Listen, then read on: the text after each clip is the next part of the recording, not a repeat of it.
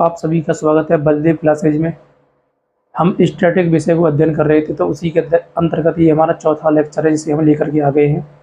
इससे पहले हम आगे जो आपको इससे पहले हम प्रोवाइड करा चुके 3 लेक्चरों में कुछ द्वीपों के संबंध में हमने चर्चा किया था। द्वीपों की उत्पत्ति कैसे हुई है, महासागर के संबंध में चर्चा किए थे। इसके अलावा बात किया जाए तो कुछ प्रमुख अक्षांश थे, अक्षांश रेखाओं के बारे में, ग्लोब के बारे में, और कौन सी अक्षांश रेखा किस महाद्वीप से गुजरती है, उन सब के बारे में हमने चर्चा कर लिया था। आज का जो हमारा लेक्चर रहेगा आपको द्वीपों के हिसाब से हम अध्ययन करेंगे, जिसमें पर्टिकुलर कहाँ से कौन से स्टैटिक बन सकते हैं, वो सारी चीज़ हम चर्चा करने वाले हैं। तो दोस्तों देखिएगा, तो आज का जो हमारा मुद्दा है वो है एशिया महाद्वीप। तो हम एशिया महाद्वीप से आज स्टार्ट करते हैं। तो ध्यान रखिएगा, आपको ये चित्र ध्यान रखना है कि ये हमने कुछ इस तरह से ड्रॉ किया था मानचित्र, और इस मानचित्र में इस कुंडे में जो दिखाया था वो एशिया महाद्वीप था, ठीक है। और ये यहाँ पर अफ्रीका महाद्वीप हो जाएगा, ये उत्तरी अमेरिका है, ये दक्षिणी अमेरिका है, और ये क्या हो जाएगा दोस्तों, अंटार्कटिका, और ये यूरोप महाद्वीप है, और ये ओशिनिया महाद्वीप है। तो हमारी जो चर्चा है दोस्तों वो इसकी है, यानी कि हम बात करते हैं कि इसकी एशिया की, इसकी बात करते हैं एशिया महाद्वीप की, यानी एशिया कॉन्टिनेंट की हम लोग चर्चा कर रहे हैं। तो सबसे पहले हम लोग बात करते हैं कि जो एशिया कॉन्टिनेंट है, जो ये एशिया शब्द है, इसके बारे में थोड़ा समझते हैं, ठीक है। एशिया शब्द की उत्पत्ति है ना, एशिया शब्द की जो उत्पत्ति है दोस्तों, ये किससे हुई है, तो आपको ध्यान रखना, एशिया शब्द की जो उत्पत्ति है यह हिब्रू भाषा का एक शब्द है, हिब्रू भाषा का, ठीक है। और हिब्रू भाषा का शब्द कौन सा है, तो यह है आंसू। क्या शब्द है, आंसू शब्द है। और ये जो आंसू शब्द है दोस्तों, इस आंसू शब्द का जो अर्थ है वो क्या होता है, तो ध्यान रखना, उदित सूर्य। क्या होता है, उदित सूर्य होता है।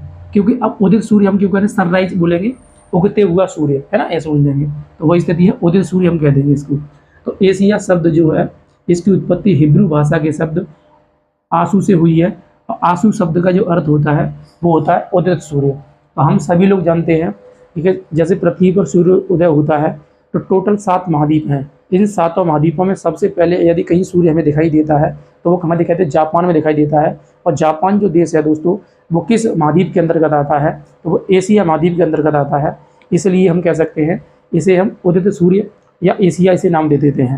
यानी कि एशिया का मतलब ही क्या हो जाएगा, उगते सूर्य का महाद्वीप, है ना। तो उगते सूर्य का महाद्वीप कैसे बोल देंगे, हम एशिया महाद्वीप को कह देंगे। इस तरह से हम इसको निकाल लेंगे, ठीक है। अब इसके अलावा और इसमें क्या फैक्चुअल डाटा हो सकता है, तो ध्यान रखना है, जो एशिया महाद्वीप है यह दुनिया का सबसे बड़ा महाद्वीप है। ये पहले भी आपको करा चुके हैं, यानी क्षेत्रफल की दृष्टि से, है ना, क्षेत्रफल की दृष्टि से पूरी दुनिया में नंबर 1 है। और क्षेत्रफल की दृष्टि से कितना % ये भूभाग रखा हुआ है, तो पूरी दुनिया का 30% अकेले एशिया में आ जाता है। 7 महाद्वीपों में यदि आपसे बात किया जाए कि पूरी दुनिया का 30% जो है वो किस महाद्वीप के पास में आ जाएगा, तो ध्यान रखना है, तो वो एशिया महाद्वीप के पास में आ जाएगा। इसके अलावा बात किया जाए दोस्तों जनसंख्या के हिसाब से एशिया महाद्वीप, तो जनसंख्या के हिसाब से तुम देखोगे तो 60% लगभग क्या है, जनसंख्या जो है वो एशिया महाद्वीप के अंतर्गत लगभग निवास करती है। क्योंकि जो दुनिया के नंबर 1 यहाँ पर जनसंख्या है वो भारत नंबर 1 में आ गया है। इसके बाद दूसरे नंबर पर कौन आ जाएगा दोस्तों, तो दूसरे पर हमारा चाइना है। तो चाइना जो है वो दूसरे नंबर पर जनसंख्या की दृष्टि से हो गया।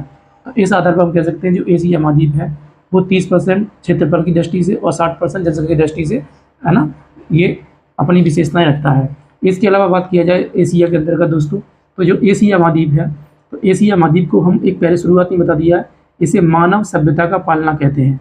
क्या कहते हैं, मानव सभ्यता का पालना। तो आपको ध्यान रखना है, मानव सभ्यता का पालना किसे कहा जाता है, तो एशिया महाद्वीप को कहा जाता है। विशेष रूप से आपको ध्यान रखना है, ठीक है। यानी एशिया महाद्वीप को हम क्या कहते हैं, तो मानव सभ्यता का पालना कहते हैं। अब ऐसा क्यों कहा जाता है एशिया महाद्वीप को, क्योंकि हम सभी लोग जानते हैं मानव का पालना तो अफ्रीका महाद्वीप को कहते हैं। क्योंकि मानव जहाँ से जन्म लिया है वो किस महाद्वीप पर लिया था, हमारा जो आदि मानव था या पूर्वज था वो कहाँ, तो अफ्रीका, दक्षिण अफ्रीका में एक जगह है टोंग, तो टोंग नामक जगह पर सबसे पहला हमें अस्थिपंजर मिला था मानव का। तो ऐसा हम कयास लगाते हैं कि जो मानव है सबसे पहले कहाँ पर पाया गया था, अफ्रीका पर।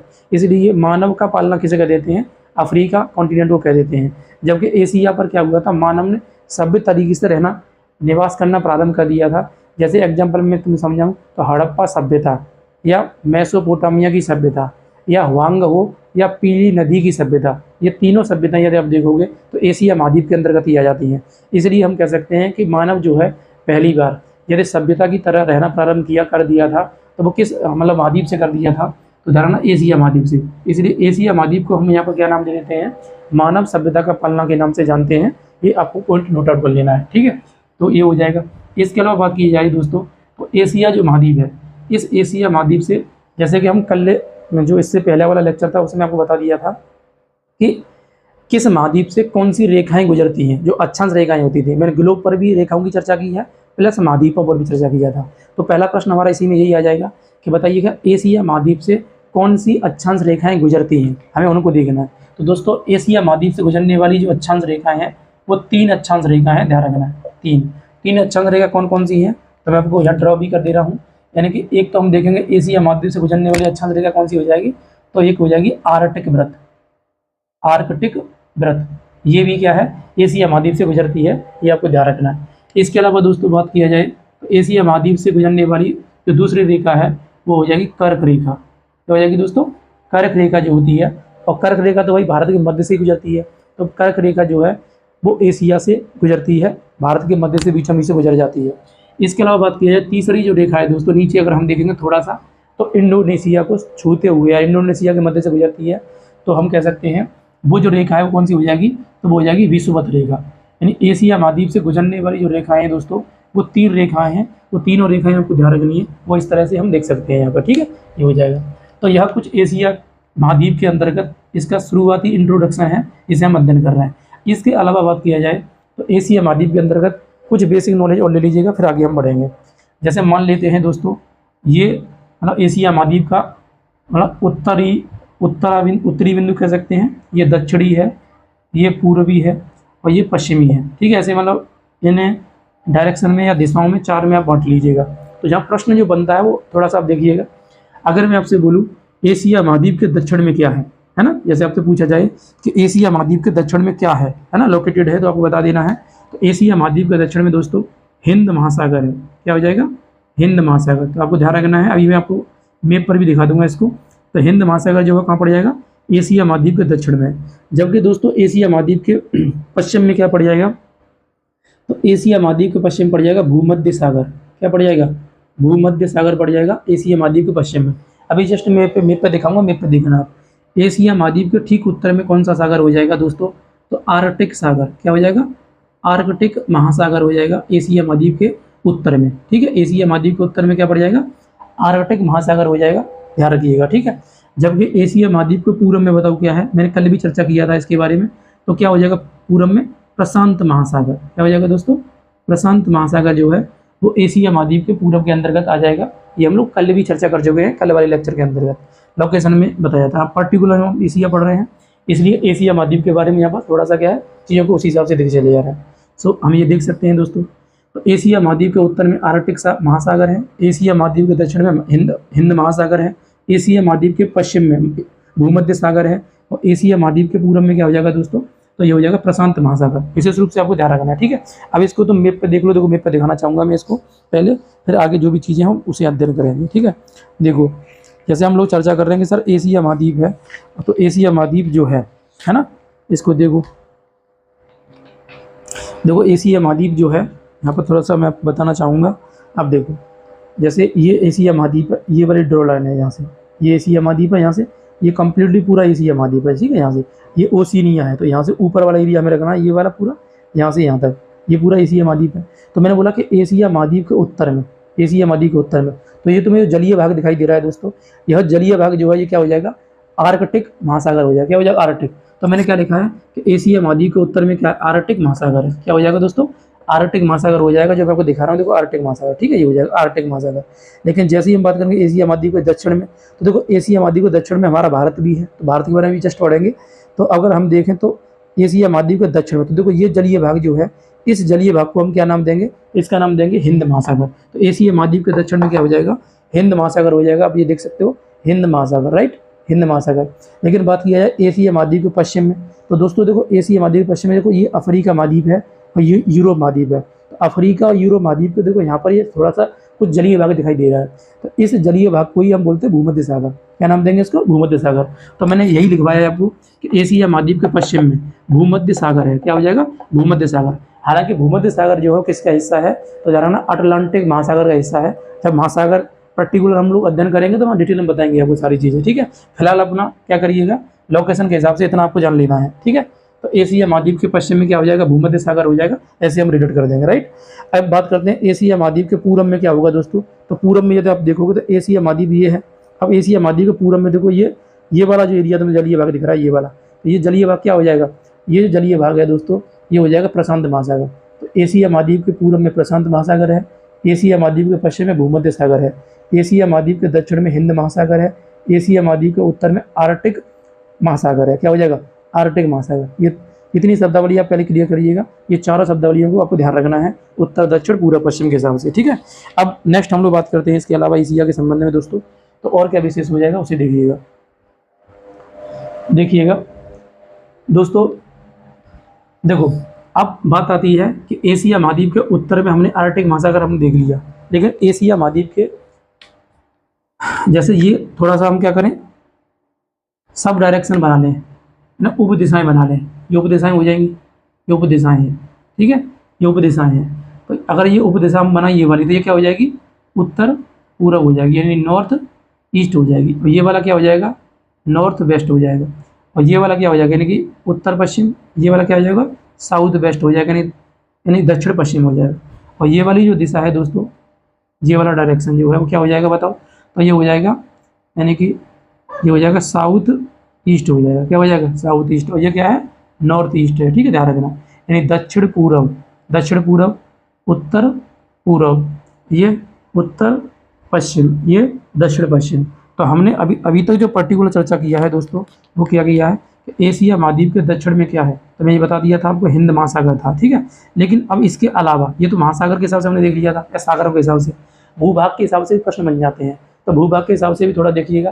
तो एशिया महाद्वीप के उत्तर पश्चिम में क्या है, उत्तर पश्चिम में यहाँ पर, तो एशिया महाद्वीप के दोस्तों उत्तर पश्चिम में यदि आप देखोगे तो क्या हो जाएगा, तो ध्यान रखना है, उत्तर पश्चिम में क्या है, यूरोप महाद्वीप है। क्या हो जाएगा, यूरोप महाद्वीप। अगर तुमसे पूछे कि एशिया महाद्वीप के उत्तर पश्चिम में क्या हो जाएगा, तो यूरोप महाद्वीप हो जाएगा, ये आपको ध्यान रखना है।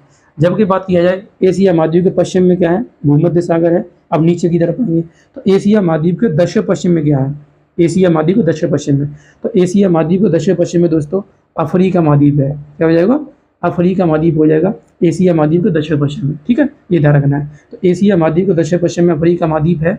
जबकि बात किया जाए दोस्तों इधर एशिया महाद्वीप के, है ना, एशिया महाद्वीप के दक्षिण पूर्व में क्या पड़ेगा, एशिया महाद्वीप के दक्षिण पूर्व में, इस लोकेशन में जब तुम देखोगे तो क्या पढ़ने वाला है, तो ध्यान रखना, ओशिनिया महाद्वीप। क्या पड़ जाएगा, ओशिनिया महाद्वीप पड़ जाएगा, ओशिनिया महाद्वीप, यानी कि ऑस्ट्रेलिया महाद्वीप जो है वो क्या हो जाएगा, एशिया महाद्वीप के दक्षिण पूर्व के अंतर्गत आ जाएगा। तो एशिया महाद्वीप के दक्षिण पूर्व में क्या है, ओशिनिया महाद्वीप है। क्या हो जाएगा, ओशिनिया महाद्वीप हो जाएगा, ध्यान रखना है। जबकि बात किया जाए एशिया महाद्वीप के दक्षिण पश्चिम में क्या है, अफ्रीका महाद्वीप।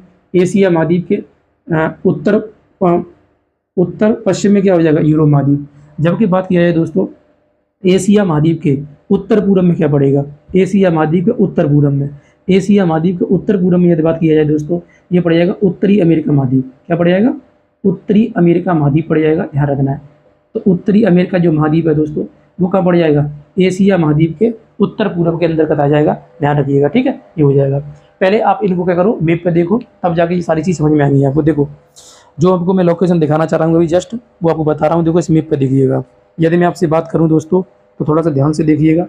मैं आपसे कहना चाह रहा हूँ कि देखो ये वाला जो एरिया है ना, मैं पेन ले रहा हूँ, पेन से आपको बता दे रहा हूँ सारी चीज़। देखो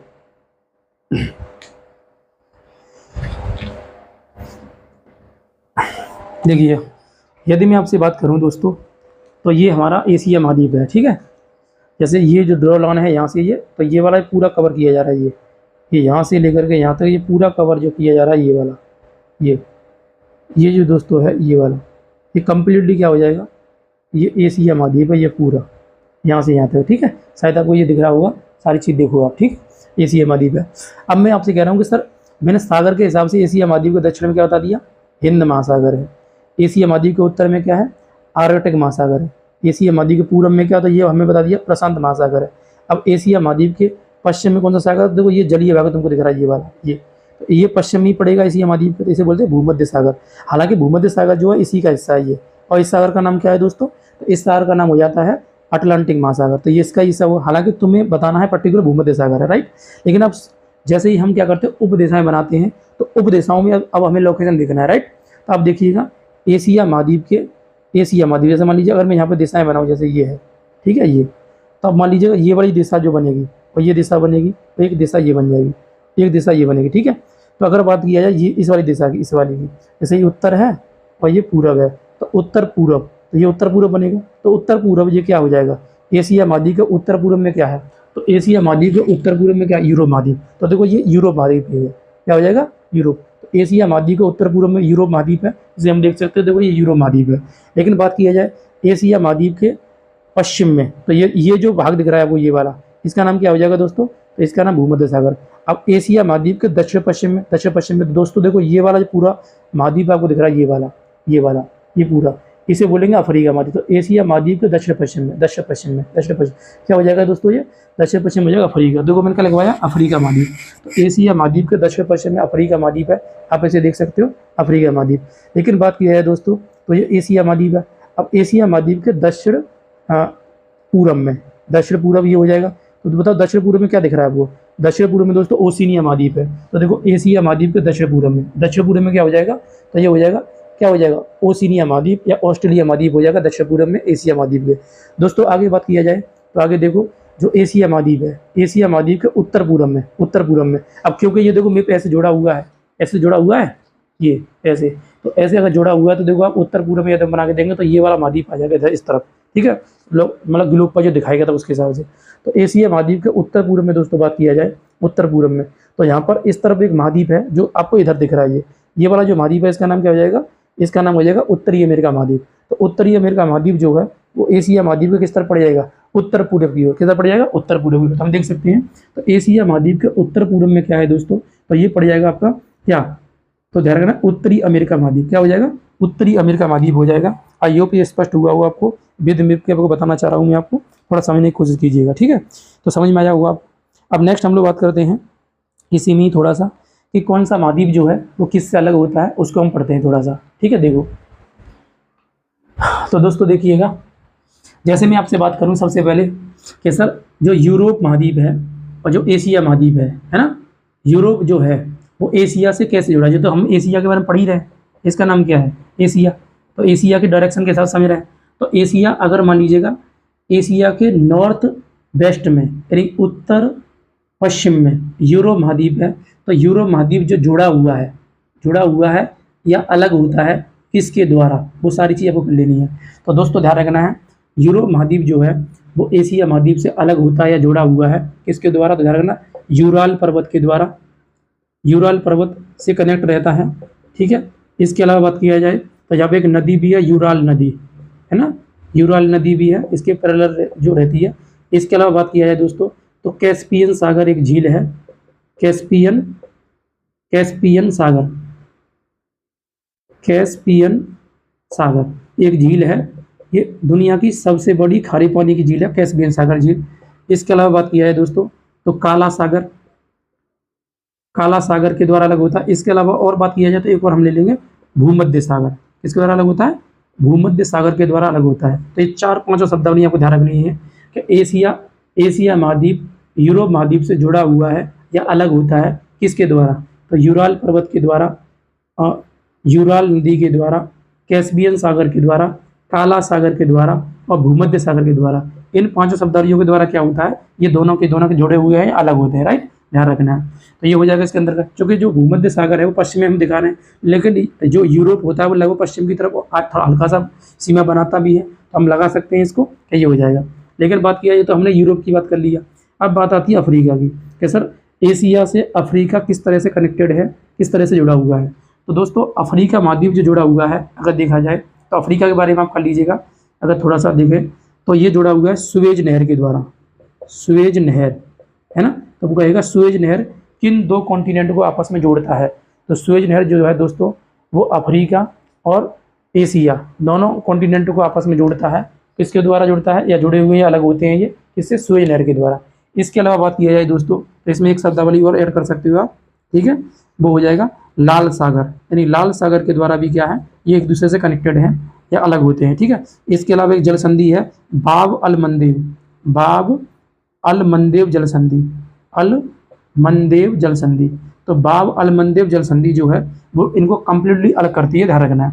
तो सुएज नहर और लाल सागर और बाब अल मंदेब जो है वो अफ्रीका को एशिया से अलग करते हैं, ध्यान रखना है, ठीक है। ये जिस तरह से यूरोप को अलग करने के लिए यूराल पर्वत है, यूराल नदी है, कैस्पियन सागर है, काला सागर है और भूमध्य सागर है, उसी तरह से अफ्रीका को अलग करने के लिए स्वेज नहर है, लाल सागर है और बाब अल मंदेब है। तो इन सब से क्या होता है, ये अफ्रीका महाद्वीप जो है इससे अलग हो जाता है, राइट, या जुड़ा हुआ है। दोनों शब्दावली हम प्रयोग कर सकते हैं। जबकि मैंने बात की आपसे एशिया महाद्वीप के ठीक दक्षिण में क्या पड़ जाएगा, हिंद महासागर पड़ जाएगा, तो यहाँ तो अलग होने का कोई चांस नहीं है, ठीक है। अब बात आती है दोस्तों इसकी, इस ओशिनिया की, कि सर जो एशिया महाद्वीप है वो ओशिनिया से किसके द्वारा जुड़ा हुआ है। तो जो एशिया महाद्वीप है वो ओशिनिया से जुड़ा हुआ है पापुआ न्यू गिनी द्वारा। किसके द्वारा जुड़ा हुआ है, पापुआ न्यू गिनी द्वीप समूह, पापुआ न्यू गिनी द्वीप समूह के द्वारा दोस्तों क्या है, ये जो है यानी कि ओशिनिया या ऑस्ट्रेलिया महाद्वीप जो है वो एशिया से जुड़ा हुआ है या अलग होता है पापुआ न्यू गिनी द्वीप समूह द्वारा। पापुआ जो न्यू गिनी द्वीप है वो दुनिया का दूसरा सबसे बड़ा द्वीप है। देखो दुनिया का सबसे बड़ा द्वीप कौन सा है, ग्रीनलैंड है। ग्रीनलैंड जो है वो उत्तरी अमेरिका महाद्वीप के अंतर्गत आता है भौगोलिक दृष्टिकोण से, जबकि राजनीतिक दृष्टिकोण से ये यूरोप महाद्वीप का हिस्सा है, क्योंकि ग्रीनलैंड पर किसका अधिकार है, डेनमार्क एक देश है छोटा सा, उस देश का अधिकार है ग्रीनलैंड पर। तो ग्रीनलैंड दुनिया का सबसे बड़ा द्वीप है। उसी तरह से यदि बात की जाए कि दुनिया का दूसरा सबसे बड़ा द्वीप कौन सा है, तो वो उसका नाम है Papua New Guinea. Papua New Guinea पर दो देश हैं, एक तो इंडोनेशिया है, एक पापुआ न्यू गिनी खुद है। तो पापुआ न्यू गिनी जो देश है वो ओशिनिया महाद्वीप के अंतर्गत आता है, जबकि इंडोनेशिया जो है वो एशिया के अंतर्गत आता है। तो इस तरह से हम कह सकते हैं कि ओशिनिया महाद्वीप जो है वो पापुआ न्यू गिनी जो समूह है उससे क्या हो रहा है, एशिया से जुड़ा हुआ है या अलग होता है। तो इस शब्दावली को हम यहाँ प्रयोग कर लेंगे। अभी भी मैप पे भी दिखा दूंगा, आप देख लेना यहाँ पर। इसके अलावा बात किया जाए दोस्तों तो देखिएगा उत्तरी अमेरिका महाद्वीप एशिया से कैसे कनेक्टेड है, ठीक है। तो उत्तरी अमेरिका महाद्वीप दोस्तों एशिया से कनेक्टेड है, ध्यान रखना है बेरिंग जल संधि के द्वारा। बेरिंग जल संधि, तो अगर तुमसे पूछे बेरिंग जल संधि जो है वो किन महाद्वीपों के मध्य में है, तो ध्यान रखना है एशिया और उत्तरी अमेरिका महाद्वीप के मध्य में क्या है, बेरिंग जल संधि है, जो आपको यहाँ पर ध्यान रखना है, ठीक है। तो बेरिंग जल संधि उत्तरी अमेरिका महाद्वीप को एशिया से कनेक्ट करती है, जबकि पापुआ न्यू गिनी द्वीप समूह ओशिनिया को एशिया से कनेक्ट करते हैं। जबकि अफ्रीका महाद्वीप में यदि हम देखें तो स्वेज नहर, लाल सागर और बाब अल मंदेब अफ्रीका को कनेक्ट करते हैं। अगर बात किया जाए यूरोप महाद्वीप की, तो यूरोप महाद्वीप जो है उसको कनेक्ट किया हुआ है यूराल पर्वत के द्वारा, यूराल नदी के द्वारा, कैस्पियन सागर के द्वारा, काला सागर के द्वारा और भूमध्य सागर के द्वारा। तो ये सब कनेक्ट किससे द्वारा हो रहे हैं दोस्तों, तो ध्यान रखना है एशिया जो महाद्वीप है वो यूरोप महाद्वीप से ऐसे कनेक्ट है। तो इस तरह से हम मतलब पूरा इसके चारों ओर का जो भी सराउंडिंग है वो हमने देख लिया, इसकी जो भी बाउंड्री लग रही है यानी एशिया महाद्वीप के। तो एशिया महाद्वीप के उत्तर में क्या है, आर्कटिक सागर। एशिया महाद्वीप के दक्षिण में क्या है, हिंद महासागर। एशिया महाद्वीप के पश्चिम में क्या है, भूमध्य सागर। एशिया महाद्वीप के पूर्व में क्या है, प्रशांत महासागर। एशिया महाद्वीप के उत्तर पूर्व में क्या है, उत्तरी अमेरिका महाद्वीप। उत्तरी अमेरिका महाद्वीप किसके द्वारा अलग होता है, तो बेरिंग जल संधि के द्वारा। जबकि एशिया महाद्वीप के दक्षिण पूर्व में क्या है, ओशिनिया महाद्वीप। दक्षिण पूर्व में क्या है, ओशिनिया महाद्वीप। दक्षिण पूर्व में ओशिनिया महाद्वीप जो कनेक्टेड है वो किसके द्वारा कनेक्टेड है, तो ध्यान रखना है पापुआ न्यू गिनी द्वीप समूह के द्वारा। किसके द्वारा, पापुआ न्यू गिनी द्वीप समूह के द्वारा कनेक्टेड है। जबकि हम इधर बात करेंगे तो एशिया महाद्वीप के दक्षिण पश्चिम में क्या है, अफ्रीका महाद्वीप। क्या हो जाएगा, अफ्रीका। तो अफ्रीका महाद्वीप जुड़ा हुआ है तो स्वेज नहर के द्वारा, लाल सागर के द्वारा और बाब अल मंदेब जल संधि के द्वारा, ये लगा देंगे। इसके अलावा एशिया महाद्वीप के उत्तर पश्चिम में क्या है, उत्तर पश्चिम में, थोड़ा सा ऊपर जाएंगे उत्तर पश्चिम में, तो उत्तर पश्चिम में दोस्तों क्या हो जाएगा, तब हो जाएगा क्या हो जाएगा, यूरोप महाद्वीप। अब यूरोप महाद्वीप जो है उसके लिए 5 शब्दावली प्रयोग की गई है। यूरोप महाद्वीप यूराल पर्वत, यूराल नदी, कैस्पियन सागर, काला सागर और भूमध्य सागर के द्वारा क्या हो रहा है, कनेक्टेड है। तो इस तरह से हम देखेंगे तो एशिया महाद्वीप का जो भी चारों तरफ का बाउंड्री है हमने उसको लगभग कवर कर लिया है। तो ये कुछ एशिया महाद्वीप के चारों ओर का इंट्रोडक्शन हो जाएगा। इसके अलावा एशिया महाद्वीप का कुछ हमने शुरुआती इंट्रोडक्शन देखा था, तो इस तरह से हम देख सकते हैं। तो हम लोग आगे कंटिन्यू क्लास करते हैं, ठीक है। तो देखिएगा इसके अलावा दोस्तों बात किया जाए तो हम लोग कहाँ से स्टार्ट करें। जैसे ये एशिया महाद्वीप है, तो एशिया महाद्वीप में यदि आप देखोगे तो भारत जो है वो किस एशिया का हिस्सा है, तो भारत जो है दोस्तों वो दक्षिणी एशिया का हिस्सा है। किसका हिस्सा है, दक्षिणी एशिया का। तो हम लोग कहाँ से स्टार्ट करें, अपने इंडिया से स्टार्ट करते हैं। इंडिया से पढ़ते हुए तो हम चारों तरफ है ना इसे अध्ययन करेंगे, तो वही चीज़ हम देखते हैं, ठीक है। तो हम कर लेते हैं। आई होप ये आपको स्पष्ट हो रहा होगा, आपको कोई समस्या नहीं होनी चाहिए, ठीक है। यदि कोई भी समस्या है तो आप कमेंट बॉक्स में करिए अपना जो भी चीज़ रहता है वो, ठीक है। जहाँ पर भी जो पॉइंट समझ में नहीं आता है तो उसे आगे आने वाले लेक्चर में पुनः रिपीट कर दिया जाएगा और सिंपल भाषा में इसे समझाने की कोशिश किया जाएगा, ठीक है। तो थोड़ा सा आप ध्यान रखिएगा और अध्ययन करते रहिएगा, ठीक। तो हम लोग आगे बढ़ते हैं। तो हम लोग पढ़ते हैं दक्षिण एशिया। ध्यान रखना, दक्षिण एशिया नीचे पड़ जाएगा। तो अगर तुमसे पूछे हैं तो आराम से बता दोगे, कोई दिक्कत है नहीं है, ठीक है। तो लोग बात करते हैं, देखो तो हाँ, अब हमारा जो अध्ययन करने का विषय है वो क्या हो जाएगा, दक्षिण एशिया। अब दक्षिण एशिया कैसे बना है आप सीख गए हैं। दक्षिण एशिया दोस्तों, दक्षिण एशिया की या साउथ एशिया की यदि बात किया जाए तो साउथ एशिया को यदि हम अध्ययन करेंगे दोस्तों, तो साउथ एशिया में देखोगे तो थोड़ा समझिएगा। देखो साउथ एशिया में कुछ ग्रुप हैं, उन ग्रुप के अकॉर्डिंग भी अध्ययन कर सकते हो। तो 3 ग्रुप हम इसमें पढ़ेंगे साउथ एशिया में, जो जिसके लिए परीक्षा की दृष्टि से हमारे लिए उपयोग भी रहते हैं। वो ग्रुप पूरे लिखवा दे रहा हूँ आपको, देखो समझो। साउथ एशिया में जब भी तुम अध्ययन करोगे तो सीधे समझ लो इसमें 3 ग्रुप आपको ध्यान रखने हैं। एक तो पढ़ोगे भारतीय उपमहाद्वीप, भारतीय उपमहाद्वीप, यहीं से मैं स्टार्ट करूँगा, ठीक है। भारतीय महाद्वीप है ना, इंडियन सब कॉन्टिनेंट, आप इसे सबसे पहले पढ़ें, हम लोग अध्ययन करेंगे। दूसरा जो ग्रुप है दोस्तों वो है सार्क। सार्क का मतलब क्या हुआ, south Asian association regional cooperation, है ना। तो इसको भी हम अध्ययन करेंगे। इसके अलावा जो तीसरा जो ग्रुप है इसमें बिम्स्टेक है, क्या हो जाएगा, बिम्स्टेक। तो इस बिम्स्टेक को भी हम अध्ययन करेंगे। तो दोस्तों ये 3 ग्रुप आपको अध्ययन करने हैं दक्षिण एशिया में। जैसे ये तीनों ग्रुप आपके अध्ययन हो जाएंगे, आपका जो दक्षिण एशिया है वो आपको सहायता के साथ में पूरा लर्न हो जाएगा। मैं आपसे ये बोलूँ कि हमारी परीक्षाओं में अगर सर्वाधिक प्रश्न कहीं से बनते हैं, प्रश्नों का लगभग 80% यदि कहीं से प्रश्न हमारे बनते हैं तो वो लगभग इन्हीं 3 ग्रुप से बनते हैं जो हम लोग अध्ययन करेंगे, ठीक है। ध्यान रखना, खास करके भारत को जब पूरा डिटेल पढ़ोगे आप तो भारत से 80% क्वेश्चन हमारी परीक्षा में देखने को मिल रहे हैं, बाकी 20% पूरी दुनिया के हिसाब से मिलते हैं। तो हम लोग कोशिश करते हैं कि साउथ एशिया प्लस पूरा जो भारत के संबंध में चर्चा है वो करते हुए क्या है आगे बढ़ते चले जाएंगे। तो सबसे पहला हमारा जो विषय है अभी वो क्या है, भारतीय उपमहाद्वीप। भारतीय उपमहाद्वीप, सबसे पहला प्रश्न है कि उपमहाद्वीप किसे कहते हैं। जैसे तुमने देखा था कि महाद्वीप किसे कहते हैं, तो महाद्वीप या कॉन्टिनेंट किसे कहते हैं, तो हम ये कह सकते हैं विशाल भूभाग, है ना। विशाल भूभाग क्या कहलाता है, तो ये कहलाएगा दोस्तों, वो आपको कहलाएगा महाद्वीप, ठीक है। विशाल भूभाग जिसमें बहुत सारे देशों की अवस्थिति होती है, ठीक है। तो ये विशाल भूभाग हो जाएगा।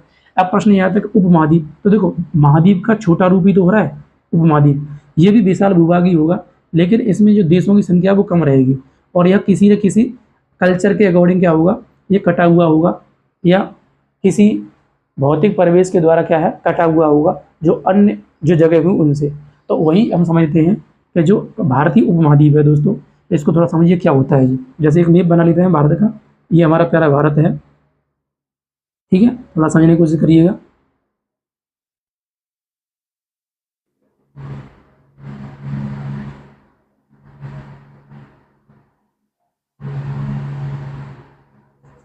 लगभग ये हमारा प्यारा भारत है, ठीक है, ऐसे बना लीजिएगा,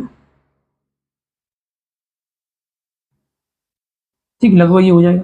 अब दोस्तों देखो ये भारत है हमारा, तो इस भारत के अंदर यदि आप देखोगे तो ये ऊपर की तरफ कौन सा देश है, ये पाकिस्तान हो जाएगा, ठीक है। और ये इसके ऊपर अफगानिस्तान है, ये बगल में यहाँ ईरान है, बताएंगे यहाँ के देशों के बारे में भी। और यहाँ देखोगे तुम तो ये नेपाल देश है, और इधर देखोगे यहाँ पर क्या हो जाएगा, ये भूटान है। जबकि दोस्तों बात किया जाए ये वाला जो एरिया है ये कौन सा हो जाएगा, बांग्लादेश हो जाएगा। और जबकि तुम यहाँ लगाओगे ये वाला तो ये पूरा चाइना हो जाएगा, ठीक है, चाइना है। और दोस्तों ये वाला पूरा क्या हो जाएगा, म्यांमार हो जाएगा, क्या हो जाएगा, म्यांमार हो जाएगा। हमको केवल अभी ये जानना है कि भारतीय उपमहाद्वीप में जो है, भारतीय उपमहाद्वीप कहते किसे हैं और कितने देश इसमें शामिल हैं। तुम्हारी परीक्षाओं में जो प्रश्न पूछता है वह यह पूछता है कि भारतीय उपमहाद्वीप में शामिल देश नहीं है, ऐसे प्रश्न आएगा। तो पहले तो ये देखते हैं कि भारतीय उपमहाद्वीप कहते किसे हैं।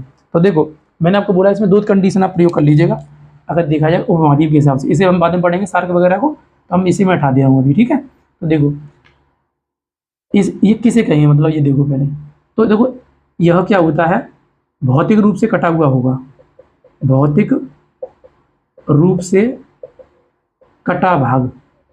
अब भौतिक रूप का मतलब ये हुआ कि पहाड़ों से घिरा हुआ होगा चारों तरफ से, पहाड़ों से, यानी पहाड़ों से कट गया। जैसे मान लो अन्य देशों कनेक्ट नहीं हो पा रहा है। जैसे मैं तो मैं समझाने की कोशिश करता हूँ। जैसे हिंदकुश पर्वत इस तरफ पड़ेगा, हिंदकुश पर्वत, ये हिंदकुश पर्वत है, ठीक है। हिंदकुश हिंदकुश पर्वत जो दोस्तों है वो पाकिस्तान और अफगानिस्तान के लगभग बॉर्डर पर है, तो ये इधर हिंदकुश पर्वत हो जाएगा। और ये पता ही आपको, ये भारत के उत्तर की तरफ अगर तुम देखोगे तो ये दोस्तों कौन सा पर्वत हो जाएगा, तो इस पर्वत का नाम है हिमालय पर्वत। कौन सा हो जाएगा, हिमालय पर्वत हो जाएगा भारत के उत्तर की तरफ, ठीक है। उत्तर और उत्तर पूर्व में यदि हम जाएंगे तो पूरा हिमालय पर्वत है। अब जो जम्मू कश्मीर है दोस्तों या लद्दाख है, लद्दाख के ऊपर यहाँ पर एक मतलब पठार है, इसे बोलते हैं पामीर का पठार। क्या नाम देते हैं, पामीर का पठार नाम देते हैं। इसके अलावा दोस्तों बात की जाए तो देखो ये म्यांमार और भारत की सीमा पर एक पर्वत है और इस पर्वत का नाम है अराकान युमा। क्या नाम है, अराकान युमा है। तो आप ये देखिएगा, ये जो पर्वत है इनकी काफ़ी हाइट है, ठीक है। यानी कि अगर मैं आपसे बोलूँ कि इस तरफ मतलब इन पर्वतों के बीच में जो भी देश आ रहे हैं वो सभी के सभी देश किस में आ जाएंगे दोस्तों, भारतीय उपमहाद्वीप के अंतर्गत आ जाएंगे। किस में आएंगे, भारतीय उपमहाद्वीप के अंतर्गत, यानी इंडियन सब कॉन्टिनेंट के अंतर्गत आ जाएंगे। मैंने आपको क्या बोला है कि भौतिक रूप से कटा हुआ भाग हो, जैसे पहाड़ों के द्वारा कट गया है, पहाड़ों के द्वारा, नदियों के द्वारा कट सकता है। तो पर्टिकुलर जैसे मतलब जब ये भाग कट जाता है तो इनकी जो वेशभूषा है या रहन सहन है वो क्या हो जाता है, वो अपेक्षा अन्य देशों के क्या हो जाता है, चेंज हो जाता है। जैसे मैं तुलना करके दिखा रहा हूँ आपको, जैसे ये भारत है, भारत और चाइना की वेशभूषा अगर तुम देखोगे दोनों का एकदम जमीन आसमान का अंतर है। यहाँ पर लोग कुछ जैसे कपड़े यहाँ क्या पहनते हैं और यहाँ पर क्या पहनते हैं तो देख सकते हो। दूसरा, यहाँ के लोग क्या खाते हैं और चाइना के लोग क्या खाते हैं ये भी देख सकते हो। इसके अलावा बात किया जाए भारत के लोगों की हाइट, कलर वगैरह और चाइना के लोगों की हाइट और कलर वगैरह आप चेक कर सकते हो। तो हम ये देख सकते हैं कि कम्प्लीटली क्या है, ये एकदम कट जाते हैं। तो यदि मैं बात करूँ, भारतीय उपमहाद्वीप जो है वो रहन सहन के आधार पर, वेशभूषा के आधार पर, वेशभूषा के आधार पर, ठीक है, ये सारी विशेषताएं क्या है, ये सारी विशेषताएं क्या भारतीय उपमहाद्वीप की हो जाती है, ठीक है। ये बन जाएगा और प्राकृतिक रूप से मैं बताई दी आपको, ये बन जाएगा। तो आप देखो, भारत के लोग और पाकिस्तान के लोगों का जो खाना है, जैसे मान लो अब भारत के लोग दाल चावल खाते हैं, जैसे दक्षिण भारत में दाल चावल चलता है, मछली वगैरह चलता है। तो उत्तर भारत में मान लीजिए मतलब रोटी चावल जो भी है मिल जाता है वो चलता है। लेकिन अब देखो पाकिस्तान में, तो पाकिस्तान में भी लगभग जैसे भारत में जो खाना पीना है वही पाकिस्तान का खाना पीना है, कुछ ज़्यादा अंतर नहीं तुम्हें देखने को मिलेगा। भारत के लोग कुर्ता पजामा पहनते हैं, पाकिस्तान के लोग भी कुर्ता पजामा पहनते हैं, लगभग कोई ज़्यादा अंतर देखने को नहीं मिलेगा, ठीक है। तो हम ये कह सकते हैं कि इन दोनों का जो वेशभूषा है लगभग सेम है, राइट। ये आपको ध्यान रखना है दोस्तों। बात किया जाए बांग्लादेश है, अगर तुम बांग्लादेश को देखोगे तो बांग्लादेश के लोग भी रहन सहन के आधार पर लगभग सेम दिखते हैं। आकार, लंबाई, चौड़ाई और उनका जो मतलब फेस होता है, अगर हम देखें तो आइडेंटिटी जो भी होती है वो लगभग इंडिया के लोगों की और इसकी लगभग सेम होती है, ज़्यादा डिफरेंस हमें देखने को नहीं मिलता है। खाने पीने की बात करें तो ये भी दाल रोटी चावल खाते हैं, हम भी दाल रोटी चावल खाते हैं, लगभग ये हो जाता है। ऐसे ही अगर हम बात करें दोस्तों तो ये भूटान है और इधर क्या है, ये नेपाल है। तो नेपाल में थोड़ा सा डिफरेंस हमें देखने को मिल सकता है, लेकिन क्योंकि भारत का जो पश्चिमी जो उत्तर पूर्वी भारत है उसकी विशेषता और ये नेपाल और भूटान की विशेषता लगभग सेम हो जाती है। तो हम क्योंकि ये हिस्सा भारत का ही है, तो इस आधार पर यदि हम तुलना करें तो भले ही हमारा उत्तर भारत खासकर उत्तर प्रदेश से नेपाल की या भूटान की जो मतलब रहन सहन है या वेशभूषा वो मैच नहीं करेगा, लेकिन नॉर्थ ईस्ट से कर जाएगा 100%, ये आपको ध्यान रखना है। तो इसका मतलब ये होगा ये मैचिंग कर रहा है। तो यहाँ का जो कल्चर है और भारत का कल्चर भी क्या है, सेम ही है, और इसका भी कल्चर भी क्या है, सेम ही है। यानी सांस्कृतिक जो भी चीज़ें हैं वो लगभग सेम हो जाती हैं। अब इस स्थिति को ही हम बोलते हैं दोस्तों हिंदू। क्या बोलते हैं, हिंदू संस्कृति कहते हैं। यानी कि मैं आपसे बोलूँ कि भारतीय उपमहाद्वीप जो है, भारतीय उपमहाद्वीप में कौन सा कल्चर है, तो हिंदू कल्चर है। कौन सा कल्चर है, हिंदू संस्कृति है, ये आपको ध्यान रखना है। अब हिंदू संस्कृति जो है वो हिंदू धर्म से संबंधित नहीं है। हिंदू धर्म सनातन धर्म है, हिंदू एक कल्चर है। हिंदू कल्चर में क्या होता है, हिंदू कल्चर में अगर तुम देखोगे तो महिलाएं साड़ियाँ पहनती हैं। तो देखो अपने भारत की महिलाएं साड़ियाँ पहनती हैं, पाकिस्तान की महिलाएं भी लगभग साड़ियाँ पहनती हैं या सूट वगैरह जो भी हैं वो पहनती हैं। उसी तरह से बांग्लादेश की महिलाएं भी, नेपाल की महिलाएं भी, और ये तो एक डिफरेंस हम ये देख सकते हैं। अब अगर तुम देखोगे भारत की महिलाएं मांग भरती हैं तो पाकिस्तान की महिलाएं भी यही करती हैं, और ये बांग्लादेश की भी सब सारा कुछ यही रहता है, सेम एज इट इज लगभग, ठीक है, ये हो जाएगा। तो रहन सहन वेशभूषा के आधार पर ये है। तो ये जो कल्चर है ये हिंदू कल्चर है ना। तो हिंदू कल्चर को ही हम क्या बोलते हैं, भारतीय उपमहाद्वीप कहते हैं। तो हम ये कहते हैं पाकिस्तान जो है वो कल्चर के आधार पर हिंदू संस्कृति रखता है, और भारत जो है वो कल्चर के आधार पर हिंदू संस्कृति रखता है, और नेपाल जो है वो भी हिंदू संस्कृति रखता है। उसी तरह से भूटान भी क्या रखता है, हिंदू संस्कृति रखता है। बांग्लादेश भी क्या रखता है, हिंदू संस्कृति। ध्यान रखना है, भले ही पाकिस्तान इस्लामिक देश है, लेकिन यहाँ के जो लोग हैं वो जो रहन सहन या खाना पीना जो भी चीज़ें हैं वो किस आधार पर है, हिंदू संस्कृति के आधार पर है। इसलिए भारतीय उपमहाद्वीप में क्या है, यह जो है हिंदू संस्कृति को ज़्यादा मतलब क्या है यहाँ पर लोग फॉलो करते हैं, ये हो जाएगा। तो इसी को बोलते हैं भारतीय उपमहाद्वीप। अब तुमको ये काउंट हो गया होगा कि ऐसे कितने देश हैं भारतीय उपमहाद्वीप में जो इस तरह का कल्चर फॉलो करते हैं। देखो ये कल्चर म्यांमार में नहीं है, म्यांमार का कल्चर अलग है, ठीक है, म्यांमार कल्चर क्या हो जाएगा, अलग हो जाएगा। क्योंकि रोहिंग्या मुस्लिम जैसे ही इंडिया में आता है, तुम रोहिंग्यों के बारे में पढ़ा भी होगा लगभग, तो म्यांमार का सिस्टम अलग है। दूसरा, म्यांमार में बौद्ध धर्म की अधिकता है, तो वहाँ के जो लोग हैं उनका कल्चर अलग है बिल्कुल, जबकि इंडिया कल्चर क्या हो जाएगा, लगभग अलग हो जाएगा। तो हम लोग यहाँ देख सकते हैं दोस्तों, तो आप समझिएगा कि जो ये एक नंबर क्या हो जाएगा, एक नंबर अगर देखें तो भारत हो जाएगा, 2 नंबर पाकिस्तान। क्या इसमें अफगानिस्तान आएगा, तो अफगानिस्तान नहीं आएगा। ध्यान रखना, अफगानिस्तान हिंदू कुश पर्वत से अलग हो गया है, हिंदू कुश पर्वत से, और यह हिंदू कल्चर को फॉलो नहीं करता है। यहाँ पर जो कल्चर है वो अलग है, और यहाँ कल्चर अलग है पाकिस्तान के अंदर, ध्यान रखना, ठीक है। तो ये हो जाएगा, थोड़ा डिफरेंस है, मान लो अब तो थोड़ा बहुत क्या है मैचिंग भी हो रहा होगा, लेकिन अधिकतर क्या है, सब हिंदू कल्चर को फॉलो कर रहे होते हैं यहाँ पर। तो अफगानिस्तान इसमें शामिल नहीं होगा, ध्यान रखना। तो 1 नंबर भारत हो जाएगा, 2 नंबर पाकिस्तान, 3 नंबर दोस्तों क्या हो जाएगा, नेपाल हो जाएगा। यानी भारतीय उपमहाद्वीप में 3 नंबर पर कौन आ जाएगा, नेपाल आ जाएगा। इसके अलावा चौथे नंबर पर यदि बात करोगे दोस्तों, तो ये जो देश है वो कौन सा, भूटान है। तो भूटान भी क्या हो जाएगा, भारतीय सब कॉन्टिनेंट के अंतर्गत, या इंडियन सब कॉन्टिनेंट के अंतर्गत, या भारतीय उपमहाद्वीप के अंतर्गत आ जाएगा भूटान। इसके अलावा बात किया है दोस्तों, तो कौन आ जाएगा, बांग्लादेश आ जाएगा। तो हम यहाँ कह सकते हैं कि भारतीय उपमहाद्वीप में कितने देश आते हैं, कितने देश आते हैं, धारणा जिनकी हिंदू संस्कृति है। तो धारणा 5 देश आते हैं। ये 5 देश कौन कौन से हैं, तो एक भारत देश हो जाएगा, इसके अलावा एक पाकिस्तान देश हो जाएगा, इसके अलावा एक नेपाल देश हो जाएगा, इसके अलावा बात किया जाए तो भूटान हो जाएगा, और इसके अलावा दोस्तों बात किया जाए तो एक आपका देश कौन सा हो जाएगा बताओ, एक हो जाएगा बांग्लादेश। क्या हो जाएगा, बांग्लादेश। तो आपको ध्यान रखना है, इन सभी देशों का जो कल्चर है वो क्या है, हिंदू कल्चर है। कैसा है, हिंदू कल्चर। तो हिंदू जो कल्चर है आपको समझ में आ गया होगा, आई होप ये क्लियर हो रहा होगा। तो भारत, पाकिस्तान, नेपाल, भूटान, बांग्लादेश, ये क्या रखते हैं, हिंदू कल्चर रखते हैं। और इनको हम किस में रखते हैं, भारतीय उपमहाद्वीप में। तो भारतीय उपमहाद्वीप में शामिल देश कितने हो जाएंगे, 5 देश हैं। तो तुम्हारे पेपर में प्रश्न क्या पूछता है, क्या निम्नलिखित में से कौन सा देश भारतीय उपमहाद्वीप में शामिल नहीं है। तो ऑप्शन नंबर सी पर आता है, उसे रेड कर सकते हो आप। कौन सा शामिल नहीं होगा, श्रीलंका शामिल नहीं होगा, मालदीव शामिल नहीं होगा, म्यांमार शामिल नहीं है, चाइना शामिल नहीं है, और ये इधर देखेंगे तो अफगानिस्तान शामिल नहीं है, ठीक है। तो इनमें से ही कोई ऑप्शन रख देता है, ध्यान रखिएगा। या फिर ऐसे प्रश्न दे देगा, निम्नलिखित में से भारतीय उपमहाद्वीप में शामिल देश है, तो 3 ऑप्शन यहाँ से दे देगा, चाइना, म्यांमार, श्रीलंका, दे देगा पाकिस्तान। तो भारतीय उपमहाद्वीप में शामिल देश कौन सा है, पाकिस्तान हो जाएगा। तो इस तरह से हम इसे देख सकते हैं। तो आप देख सकते हो, ये है भारतीय उपमहाद्वीप के संबंध में हमारा अध्ययन, ठीक है, ये देखना है। तो इतना हमने आज क्या कर लिया, ये स्पष्ट कर लिया है, ध्यान रखिएगा। दक्षिण एशिया पढ़ रहे थे, दक्षिण एशिया के अंतर्गत आपको मैं भारतीय उपमहाद्वीप को पढ़ा दिया हूँ। अब दूसरा हमारा जो टॉपिक है दोस्तों इसी के अंतर्गत, अब वो हमारा टॉपिक हो जाएगा सार्क। क्या हो जाएगा, सार्क। तो सार्क को हम थोड़ा सा क्या अध्ययन करते हैं। अब देखो नेक्स्ट जो हमारी हेडिंग है वो कर लीजिएगा। ये तुम्हारा स्पष्ट हो गया, मुझे लगता है कोई दिक्कत नहीं होनी चाहिए आपको। बढ़ते हैं, देखो आगे। तो इसके बाद में हमारे सामने अब जो हम अध्ययन करने वाले हैं दोस्तों वो है सार्क। इसे मैं हटाई दे रहा हूँ, नाइस से एकदम अच्छी तरह से बनाते हैं, देखिएगा सार्क के बारे में, ठीक है।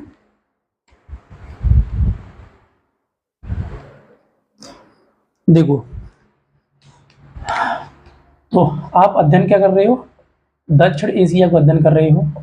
दक्षिण एशिया में पहला ग्रुप मैंने आपको पढ़ा दिया है भारतीय उपमहाद्वीप, भारतीय उपमहाद्वीप, इसे भूलना नहीं, ध्यान रखना है। भारतीय उपमहाद्वीप में 5 देश शामिल हैं।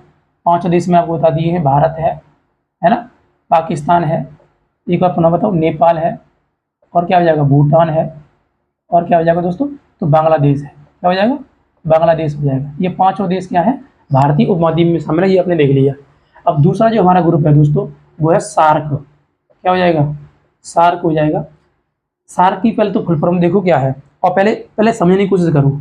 जैसे जब मैंने आपको ये ड्रॉ कराया था कि ये वाला जो स्थिति है, ये उत्तर है, ये दक्षिण है, तो हम दक्षिण एशिया पढ़ रहे हैं, तो दक्षिण एशिया शब्द मैं लूँगा ऐसे ही, दक्षिण एशिया, ठीक है। तो दक्षिण एशिया को मैं क्या बोलूँगा, साउथ एशिया। तो इसमें देखो जो एस ए शब्द है ना, ऐसे इसका मतलब भी साउथ एशिया ही है। क्या हो जाएगा, साउथ एशिया। अब जो इसमें ए आ रहा है इसका नाम है एसोसिएशन, एसोसिएशन, एसोसिएशन। और ये आर का मतलब रीजनल, इसका मतलब क्या हो जाएगा, रीजनल हो जाएगा, रीजनल। और को का मतलब कोऑपरेशन, कोऑपरेशन, ठीक है, ये हो जाएगा कोऑपरेशन। यानी कि अगर मैं बात करूँ इसकी फुल फॉर्म क्या हो जाएगी, इसकी फुल फॉर्म हो जाएगी साउथ एशियन, साउथ एशियन। देखो साउथ में ही है तो साउथ एशियन, तो साउथ एशियन। अब देखो ये नया शब्द लग रहा है एसोसिएशन, एसोसिएशन, एसोसिएशन हो गया। आर से रीजनल, क्षेत्रीय, रीजनल। और सी से मतलब कोऑपरेशन, क्या हो जाएगा, कोऑपरेशन हो जाएगा। तो ऐसे हम रिलेट कर लेंगे, राइट, हो जाएगा। हिंदी में क्या बोलेंगे, दक्षिण एशियाई देशों का, दक्षिण एशियाई, दक्षिण एशियाई देशों का क्षेत्रीय संगठन, क्षेत्रीय संगठन, इसे आप बोल सकते हो दक्षिण एशियाई क्षेत्रीय संगठन। देश शब्द हटा सकते हो, जो देश यहाँ पर आ नहीं रहा है, तो हम कह सकते हैं दक्षिण एशियाई क्षेत्रीय संगठन, ऐसे लगा लो, दक्षिण एशियाई क्षेत्रीय संगठन, ठीक है, ऐसे कर लेंगे। तो दक्षिण एशियाई क्षेत्रीय संगठन का मतलब अगर तुम इसे शॉर्ट फॉर्म करेंगे तो क्या बोल देंगे हम इसको, तो देखो द 6 द यानी द से दक्षिण एशिया, 6 क्या बोलेंगे, दक्षेस। इसका एक हिंदी नाम आता है ये वाला दक्षेस। तो दक्षेस क्या है, तो दक्षिण एशियाई क्षेत्रीय संगठन है, यानी वहाँ के देश हैं जो दक्षिण एशिया भी जस्ट बता रहे हैं, ये हो जाएगा। तो दक्षिण एशिया के दक्षेस देश हो जाएगा, राइट, ये हो जाएगा।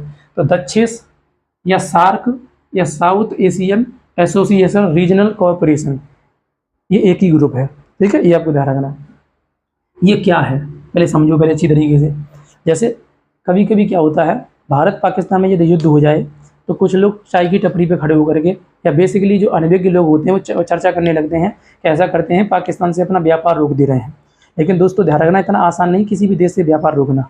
अरे चाइना के मतलब प्रोडक्ट जो भी हैं उनका बाइकआउट करते हैं, आप खुद से तो कर सकते हो, लेकिन भारत सरकार यह अपनी तरफ से ऑफिशियली ये बंद नहीं कर सकती है, क्योंकि इसका जो रीजन है वो क्या होता है, जब कभी भी हम किसी भी संगठन से जुड़ते हैं तो उसका कुछ प्रोटोकॉल होता है। उस प्रोटोकॉल के तहत क्या है, आप इजीली किसी भी देश से आप इतनी जल्दी क्या है अपना जो भी ट्रेड है उसे मतलब तोड़ नहीं सकते हो, जो भी अग्रीमेंट किया उसे तोड़ नहीं सकते हो। तो उसका रीज़न वो यही होता है कि सार्क में शामिल जो देश हैं वो मतलब 8 देश इसमें शामिल रहते हैं, जिसमें पाकिस्तान भी शामिल है। अब मतलब इंडिया पाकिस्तान में अगर वार हो जाता है तो आप अपने दिमाग से ये मत सोच लेना है कि अब ये हम रोक दे रहे हैं। जैसे मान लेते हैं लाइक दिस कि चाइना मतलब इसमें पाकिस्तान में मान लेते हैं प्याज का उत्पादन अधिक होता है, तो इंडिया में चीनी का उत्पादन अधिक होता है।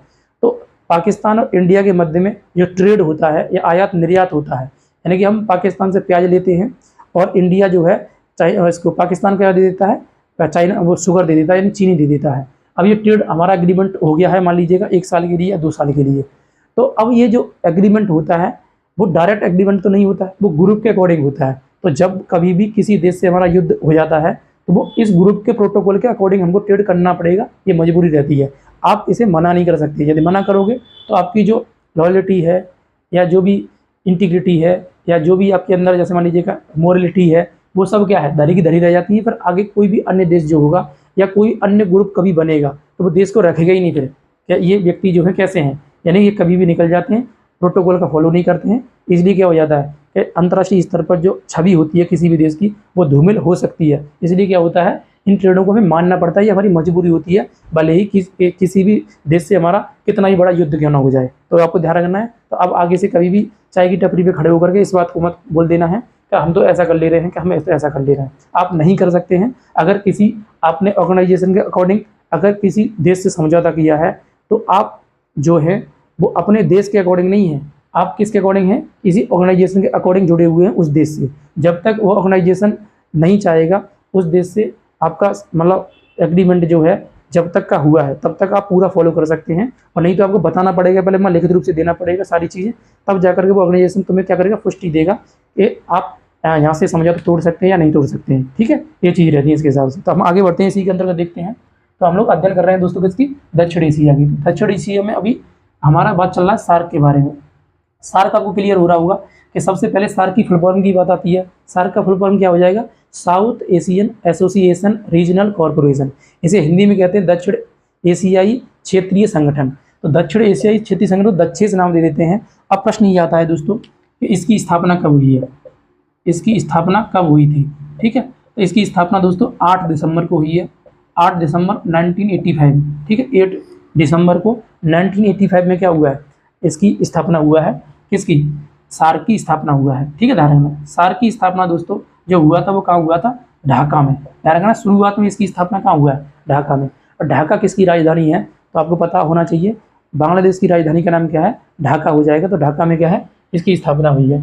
इसके अलावा बात किया है दोस्तों, आप देख सकते हैं दक्षिण एशिया का जो सार्क है, इस सार्क की स्थापना ढाका में हुई है, लेकिन इसका जो हेडक्वार्टर है या जो मुख्यालय है वो कहाँ है दोस्तों, तो इसका जो मुख्यालय है दोस्तों, ये मुख्यालय कहाँ हो जाएगा, काठमांडू में। कहाँ है, काठमांडू। और काठमांडू जो है दोस्तों वो क्या है, वो नेपाल की राजधानी है। किसकी राजधानी है, नेपाल की। तो हम ये कह सकते हैं कि सार्क की राजधानी का नाम क्या है, काठमांडू है, या सार्क का हेडक्वार्टर कहाँ पर है, तो काठमांडू में। कहाँ पर हो जाएगा, काठमांडू। तो काठमांडू में इसका हेडक्वार्टर हो जाएगा। यहीं पर बैठ करके या समय समय पर इसकी जो बैठकें हैं वो अलग अलग देश जो होते हैं वो क्या करते हैं, अध्यक्षता करते रहते हैं, और समय समय पर इसका स्थान पहले से निर्धारित कर दिया जाता है कि ये बैठक यहाँ होगी, ये बैठक यहाँ होगी, उसके हिसाब से क्या है, एग्रीमेंट होते रहते हैं। हालांकि ये लीड कहाँ से होता है, तो ध्यान रखना लीड कहाँ से होता है, काठमांडू से हो जाएगा, ये हो जाएगा। बात करते हैं सर जो सार्क है, सार्क में सदस्य देश कितने हैं, यानी कितने सदस्य जो है वो देश जो है इसमें है, तो 8 सदस्य देश हैं। कितने देश हैं इसमें सार्क में दोस्तों, 8 सदस्य देश हैं, ध्यान रखिएगा। जबकि भारतीय उपमहाद्वीप में कितने थे, 5 थे। कितने थे, 5।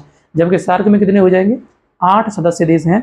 आपको ध्यान रखना भी बताते हैं आपको, मैप के अकॉर्डिंग समझिएगा उसी में। तो देखो समझो थोड़ा सा, यहाँ तक क्लियर हुआ होगा आपको।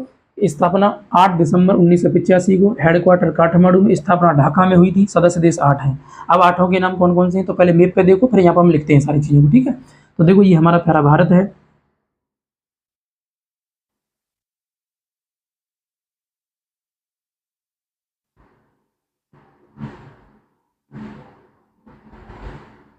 ये हमारा प्यारा भारत है। ठीक है,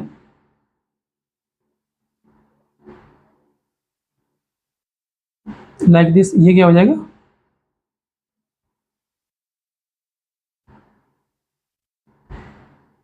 ये मान लेते हैं हमारा प्यारा भारत है। ठीक है, ये लगा देना लगभग।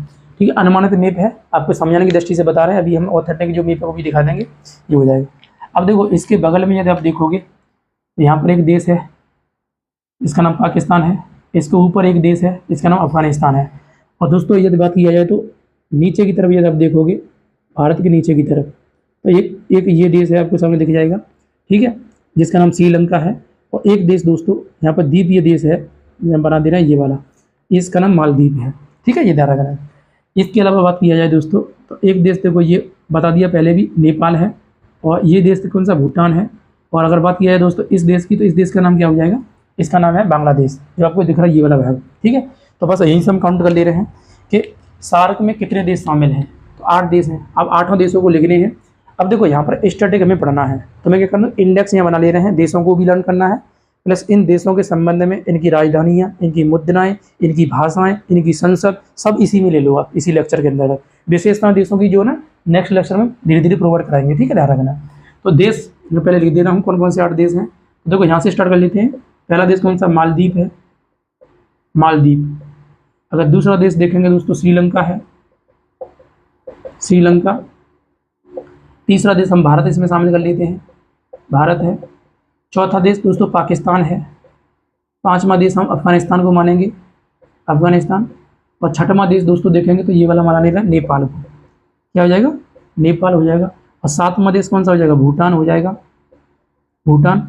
और दोस्तों 8वां देश क्या हो जाएगा, बांग्लादेश हो जाएगा। क्या हो जाएगा, बांग्लादेश। तो मैंने बताया क्या आपको कि इसमें जो देश हैं वो कितने हैं, 8 हैं। देखो 8 हमारे सामने आ गए, आप देख सकते हो। अब मैप पर देखो, 1 नंबर देश का नाम मालदीव है, 2 नंबर देश का नाम श्रीलंका है, 3 नंबर देश का नाम आप देख सकते हो भारत है, 4 नंबर देश का नाम पाकिस्तान है, 5 नंबर देश का नाम तो अफगानिस्तान है, 6 नंबर देश का नाम भूटान है, 7 नंबर देश का नाम 6 नंबर नेपाल हो जाएगा, 7 नंबर भूटान हो जाएगा, 8 नंबर क्या हो जाएगा, तो 8 नंबर देश का नाम क्या हो जाएगा, बांग्लादेश हो जाएगा। कितना हो जाएगा, बांग्लादेश। हम देख सकते हो, अब देखो यहाँ पर मैंने कंटेंट लिख दिया है, यहाँ नंबरिंग कर दिया है। जब कभी भी आप भी अपना स्टडी अपना नोट्स बना रहे हो तो ध्यान रखना है जो मैप है उसे ब्लैंक ही रखना है, बस नंबरिंग में रखना है, जिससे आपको इजीली रिवीजन करने में आसानी हो। अगर लिख दोगे देश तो हमारा दिमाग कॉपी कर लेता है, उसे याद नहीं करता, कॉपी कर देता है, तो हमको याद नहीं हो पाता फिर। ठीक है, तो पहले अज्यूम करिएगा अच्छी तरीके से। दक्षिण की तरफ 2 देश थे, देखो 1 नंबर मालदीव है, 2 नंबर श्रीलंका है, 3 नंबर भारत है, 4 नंबर पाकिस्तान है, 5 नंबर आप देखो मैप की तरफ 5 नंबर क्या हो जाएगा, तो 5 नंबर हो जाएगा अफगानिस्तान है, 6 नंबर नेपाल है, 7 नंबर भूटान है, 8 नंबर बांग्लादेश है। मैं रिपीट कर रहा हूँ फिर से, देखो नीचे से ही स्टार्ट करिएगा। मालदीव, श्रीलंका, भारत, पाकिस्तान, अफगानिस्तान, नेपाल, भूटान, बांग्लादेश। अब बांग्लादेश से रिपीट करके देखो तो क्या हो जाएगा, यानी कि बांग्लादेश से रिपीट करेंगे तो बांग्लादेश, भूटान, नेपाल, अफगानिस्तान, पाकिस्तान, भारत, श्रीलंका, मालदीव। अब मालदीव से रिपीट करो तो मालदीव, श्रीलंका, भारत, पाकिस्तान, अफगानिस्तान, नेपाल, भूटान, बांग्लादेश। बांग्लादेश से रिपीट करो एक बार पुनः, तो बांग्लादेश, भूटान, नेपाल, अफगानिस्तान, पाकिस्तान, भारत, श्रीलंका और मालदीव। तो इस तरह से हम देख सकते हैं दोस्तों कितने देश हो गए, 8 देश हो गए। 8 देशों के बारे में पहले स्टैटिक लेते हैं इनके संबंध में। जैसे मैं आपसे बोलूं कि इसकी राजधानी के बारे में, मुद्रा के बारे में पहला हमारा विषय रहेगा। ये तो देश देख लिया है, तो अब इसका देखो राजधानी, देखो देश का राजधानी क्या है, ठीक है, राजधानी। और पहले राजधानी लिख दे रहा हूँ, सभी देशों की पहले राजधानी लिखो, आप भी लिखो और लिखते चले जाना। देखो दोस्तों राजधानी की बात किया जाए तो मालदीव की राजधानी का नाम माले है, माले, ठीक है, क्या हो जाएगी, माले।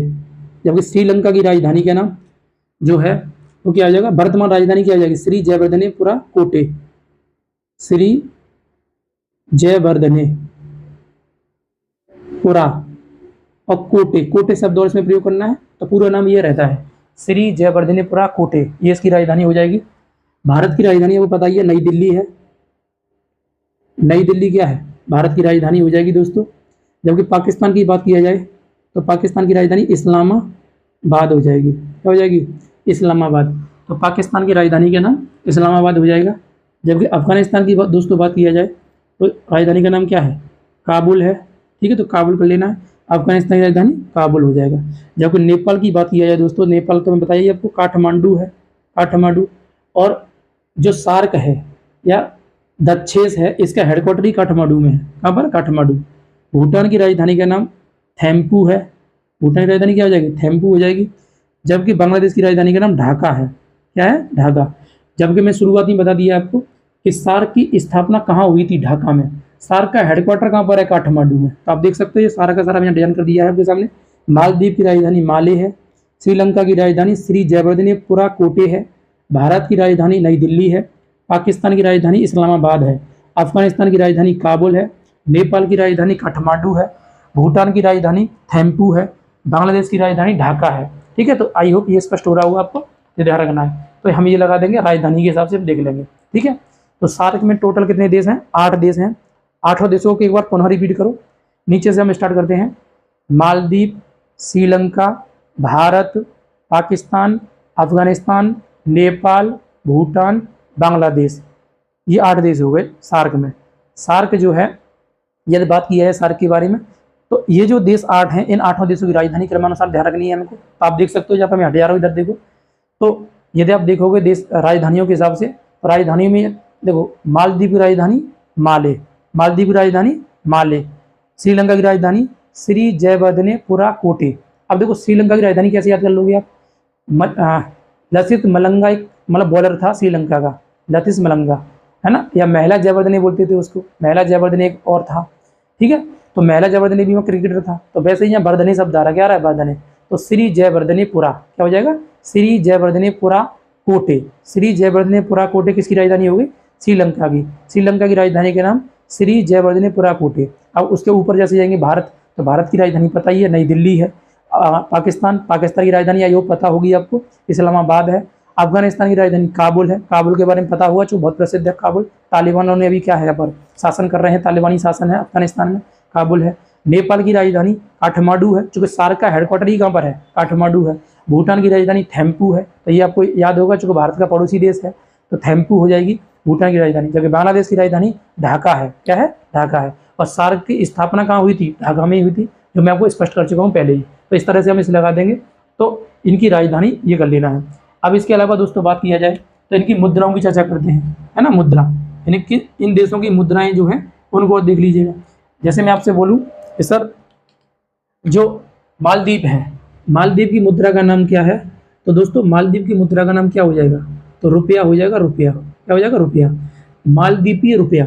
हमारा गांधी वाला नहीं, गांधी जी भारत में चलते हैं, जबकि मालदीव में जो मालदीव का जो भी बड़ा नेता होगा उसके नाम पर या उसका चित्र वहाँ पर होना होगा, तो वही है। लेकिन करेंसी रुपया ही है। जैसे ये लोग सिंबल रुपया का ही यूज करते हैं, जैसे ये सिंबल है रुपये का, ठीक है। अब ये जो सिंबल है मुंबई IIT के छात्र D उदय कुमार के द्वारा दिया गया था, ये जो सिंबल है, ठीक है, करेंसी का, हमारे रुपया का।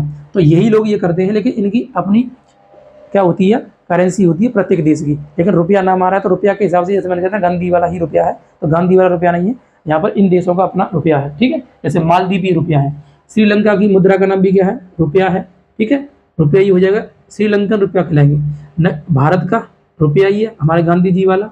पाकिस्तान का भी रुपया है, लेकिन पाकिस्तान में मोहम्मद अली जिन्ना वाला है, किसका है, मोहम्मद अली जिन्ना। तो मोहम्मद अली जिन्ना पाकिस्तानी करेंसी पर चित्र के रूप में दिखते हैं हमको, ठीक है। अफगानिस्तान में भी रुपया है, लेकिन अफगानिस्तानी रुपया के नाम से रह गया। अफगानिस्तान में भी रुपया करेंसी है, लेकिन अफगानिस्तानी ही है, जो वहाँ का जो भी मतलब बड़ा नेता उसके नाम पर ही होगा। नेपाल का भी क्या है, रुपया है, ठीक है, नेपाली रुपया कहते हैं। भूटान का देखोगे तो भूटान का थोड़ा चेंज है यहाँ पर, इसे बोलेंगे न्यू गुल्ट्रम, न्यू गुल्ट्रम।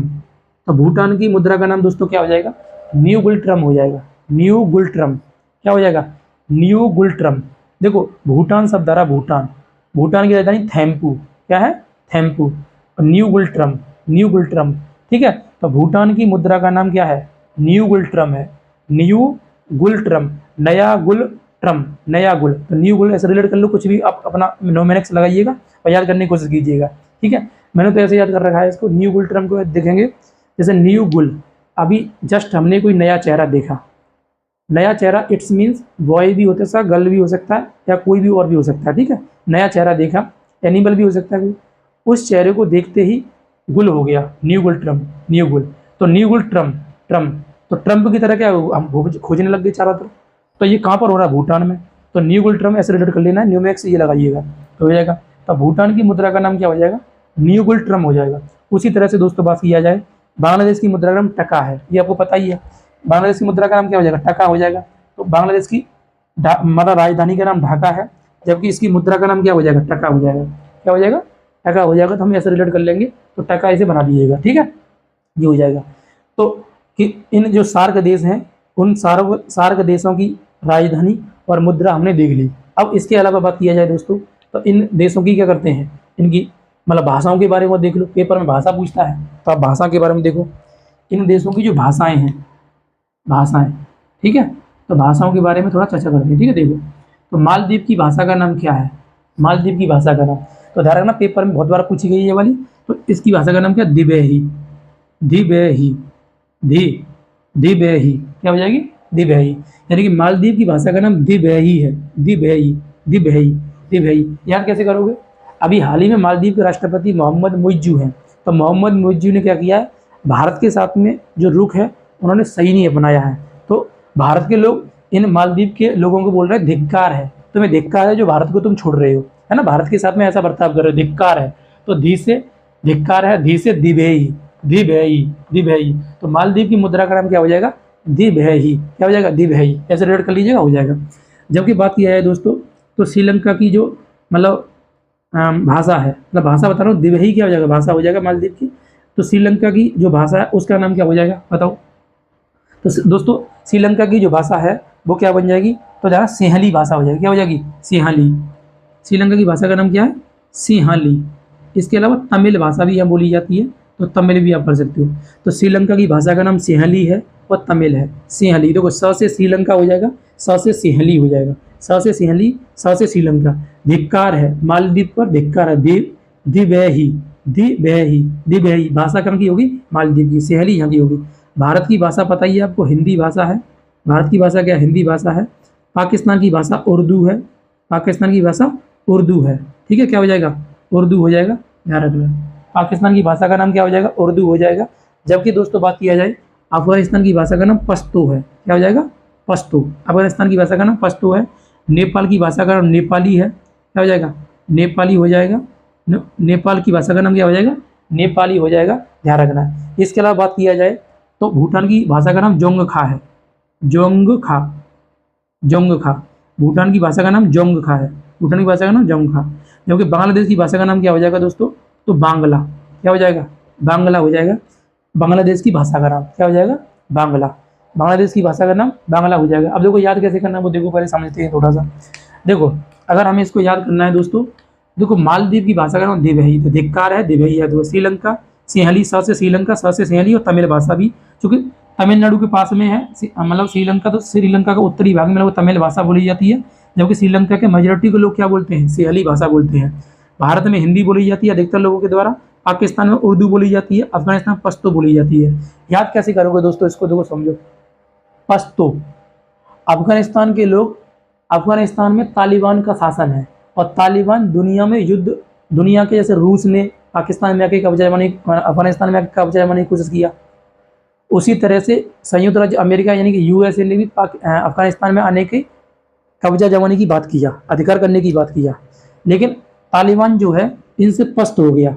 तालिबान क्या अफगानिस्तान में पस्त हो गया इनसे, लेकिन फिर भी पस्त होते हुए भी इनको सबको भगा दिया उसने, इसने तालिबान ने। और आज भी किसका अधिकार है अफगानिस्तान पर? तालिबान का है। तो पश्तो, तो पश्त कौन हुआ? तालिबान। तो तालिबान से रिलेट कर लेंगे इसको। तो पश्तो भाषा किस देश की है? अफगानिस्तान की है। ऐसे कर लेना है। उर्दू तो आपको याद बनी रहेगी पाकिस्तान की, तो कोई दिक्कत नहीं। यहाँ पर जहाँ दिक्कत है मैं बता रहा हूँ आपको, ये न्यूमेरिक्स के हिसाब से लगा लेंगे हम लोग। तो अफगानिस्तान की भाषा का नाम पश्तो है। क्या हो जाएगा? पश्तो। पश्तो। पश्त कौन हो गया है? तालिबान हो गया है। कौन हो गया? तालिबान हो गया। जबकि दोस्तों नेपाल की बात किया है तो नेपाली आपको ऐसे ही याद हो जाएगी, भूटान जोंगखा है। क्या है? जोंगखा। भूटान क्या है? जोंगखा।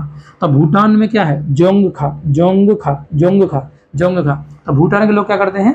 मतलब जंग लड़ने में ज़्यादा विश्वास नहीं रखते हैं। भूटान के लोग जंग लड़ने में, मतलब युद्ध करने में ज़्यादा मतलब विश्वास नहीं रखते हैं। शांतप्रिय देश है एकदम भूटान। अगर देखा जाए दुनिया में कोई भी युद्ध लगभग मुश्किल से ही क्या युद्ध ये लड़ता है, जोंगखा। तो क्या है? जंग लड़ने में, जंग, जंग मतलब युद्ध करने में जंग, तो जोंगखा। जंग नहीं लड़ते हैं भूटान के लोग, भूटान के लोग तो जोंगखा भाषा बोलते हैं, इसलिए जंग नहीं लड़ते हैं। ऐसे मान ले रहे हैं कि जोंग का भाषा बोलते हैं, इसलिए भूटान के लोग जंग नहीं लड़ते हैं, मतलब युद्ध नहीं लड़ते हैं। तो जोंग का भाषा कहाँ की हो जाएगी? भूटान की हो जाएगी। उसी तरह से दोस्तों बात किया है तो बांग्लादेश की भाषा आपको पता हो जाएगी। बांग्लादेश में कोई दिक्कत नहीं होनी चाहिए, बांग्ला भाषा है। बांग्लादेश की भाषा का नाम दोस्तों क्या हो जाएगा? बांग्ला भाषा हो जाएगा। तो ऐसे हम इसे रिलेट कर देंगे और ये बन जाएगा आपका इसके हिसाब से। ठीक है, तो ये आई होप भाषाओं वाला भी तुम्हें याद हो गया होगा, है ना। ये पेपर में बहुत पूछा गया, तो ये प्रश्न आया पेपर में, ये वाला प्रश्न आया हुआ है। ठीक है, ठीक है, ये दोनों पूछ लिए गए हैं। पश्तो वाला पूछ लिया गया है। तो 3-4 प्रश्न तो यही पूछ रहे हैं। ठीक है, एसएससी वाले एग्जाम में ये बहुत पूछे गए हैं, थोड़ा सा ध्यान रखिएगा, ध्यान से पढ़िएगा। एनटीपीसी में, रेलवे वाले में पूछे गए हैं, तो ध्यान से अच्छी तरह से अध्ययन कीजिएगा। नहीं याद होता है तो कमेंट करिएगा कि और तरीके और मतलब मॉडिफाई करके थोड़ा सा देखिएगा, तो मैं और मॉडिफाई करके जो भी ट्रिक है या जो भी न्यूमेरिक्स लग सकता है वो सारा कुछ लगा करके आपको कोशिश करूंगा कि आपको याद हो जाए। तो उस तरह से हम क्या कर लेंगे, इसे हम पढ़ लेंगे। ठीक है, अब एक और हम थोड़ा सा शब्दावली इसमें प्रयोग कर ले रहे हैं कि किस देश की संसद का नाम क्या है। संसद से भी प्रश्न पूछता है वो। फिर मैं एक एक करके सभी देशों के बारे में, जो भी सभी देशों की जो विशेषताएं हो सकती हैं 10-10 बिंदु में उन्हें बांट करके प्रत्येक देश को हम पढ़ेंगे। जैसे श्रीलंका में क्या क्या चीज़ें है, पाकिस्तान में क्या है, अफगानिस्तान में क्या है, भूटान में, नेपाल में क्या है, बांग्लादेश में क्या है, वो सारी चीज़ डिटेल में वो अलग लेक्चर होगा। अभी फिलहाल हम केवल स्टैटिक पर वर्क कर रहे हैं थोड़ा सा ज़्यादा, तो वो स्टैटिक वाले में ध्यान रखना, ये थोड़ा याद नहीं होता है, इसे आपको किसी भी तरीके से याद करना है, क्योंकि पेपर में यहीं से प्रश्न सबसे ज़्यादा पूछे जाते हैं। थोड़ा ध्यान से रखना है, इसे कर लेना है। अब बात किया जाए दोस्तों संसद की, तो संसद की चर्चा कर लेते हैं। ठीक है, ध्यान रखना। यानी कि मालदीव की संसद का नाम क्या होगा, तो मालदीव की संसद का नाम संसदीय नाम प्रयोग करेंगे। श्रीलंका की संसद का नाम भी संसद ही रहेगा। ठीक है, भारत की संसद का नाम संसद ही है। ठीक है, कुछ अलग नहीं है, ध्यान रखना है। हालांकि मालदीव की संसद को अगर चाहो तो एक अलग नाम दिया जाता है, मजलिस। तो चाहो तो मजलिस शब्द ले लेना, मजलिस। तो पूछे मजलिस शब्द, यानी मजलिस जो है वो किस देश की संसद है, तो मालदीव की है। मजलिस, देखो माँ से मजलिस, माँ से मालदीव, माँ से मजलिस, माँ से मालदीव, माँ से मजलिस, माँ से मालदीव। तो मालदीव की संसद का नाम मजलिस है। क्या हो जाएगा? मजलिस। श्रीलंका की संसद का नाम संसद ही है। डेमोक्रेटिक उसे बोला जाता है तो संसद ही बोला जाएगा। श्रीलंका की संसद का नाम क्या है? संसद ही कहलाएगा। श्रीलंका की संसद का नाम क्या दोस्तों हो जाएगा? संसद ही हो जाएगा। लेकिन तुम्हारा प्रश्न पता क्या पूछा श्रीलंका में? श्रीलंका में पूछा है कि श्रीलंका की जो संसद है उसे संसद ही कह रहे हैं हम लोग।